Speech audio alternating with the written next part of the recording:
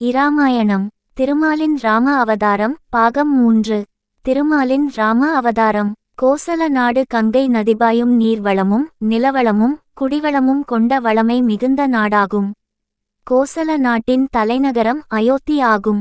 இந்நகரத்தில் வாழும் மக்கள் அனைவரும் தருமகுணசீலர்கள். அயோத்தி என்ற சொல்லுக்கு புத்தம் இல்லாத ஊர் என்று பொருள்.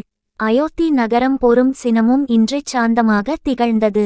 அயோத்தி மாநகரை ஆதித்தன் குலத்தில் அஜமகா ராஜனுக்கும் இந்துமதிக்கும் மகனாக பிறந்த தசரத சக்கரவர்த்தி மக்களுக்கு நல்லாட்சி புரிந்து வந்தார். இவருடைய ஆட்சியில் தருமம் தழைத்து நின்றது. மக்கள் துன்பம் இன்றி இன்பமாக வாழ்ந்தார்கள். தசரத மன்னருக்கு கௌசலை, கைகேயி, சுமித்திரை என்று 3 மனைவியர் இருந்தார்கள். இவருக்கு மக்கட்பேறு இல்லாததால் இவர் வேறு வேறு மாதர்களை திருமணம் செய்து கொண்டார். அவ்வாறு செய்து கொண்ட பெண்கள் மொத்தம் 360 பேராகும்.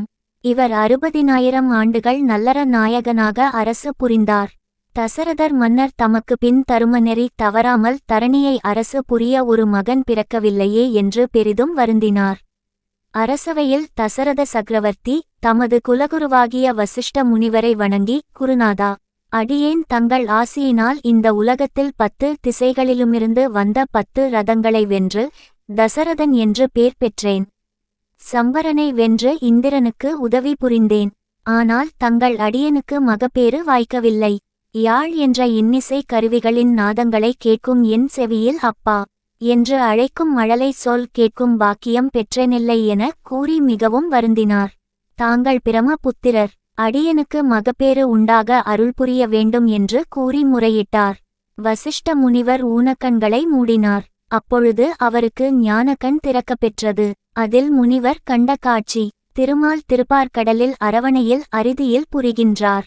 இராவணாதி அரக்கர்களால் பலகாலமாக துன்பப்படுகின்ற பிரமாதி தேவர்கள் நாராயணரிடம் தஞ்சம் புகுந்து கருணைக்கடலே, கமலக்கண்ணா, நாங்கள் இராவணன் முதலிய அரக்கர்களால் பஞ்சுபடாத பாடுபடுகின்றோம். தாங்கள் அசுர குலத்தை அழித்து நாங்கள் செழித்து வாழ அருள் புரிய வேண்டும் என்று சரண் அடைந்தார்கள். திருமால் தேவர்களை நோக்கி, அமரர்களே, நான் பூவுலகில் இராமனாக அவதரித்து இராவணாதி அரக்கர்களை அழித்து தங்களது துயர் நீக்கி அருள் புரிவேன். ஆகவே நான் மனிதனாக வந்து அவதரிப்பேன். தேவர்களாகிய நீங்கள் முன்னதாகவே வானரங்களாக பிறந்து இருங்கள் என்று கட்டளையிட்டார். திருமாலின் கட்டளையின்படி வானவர்கள் வானரங்களாக பிறந்தார்கள். இந்திரன் வாலியாக பிறந்தான். சூரியன் சுக்கிரீவனாக பிறந்தான். அக்கினித்தேவன் நீலனாக பிறந்தான். நீலன் சேனை தலைவன். விசுவபிரம்மா நலனாக பிறந்தான். வாயுதேவன் அனுமனாக பிறந்தான். ருத்ராம்சமும் அதில் கலந்து நின்றது.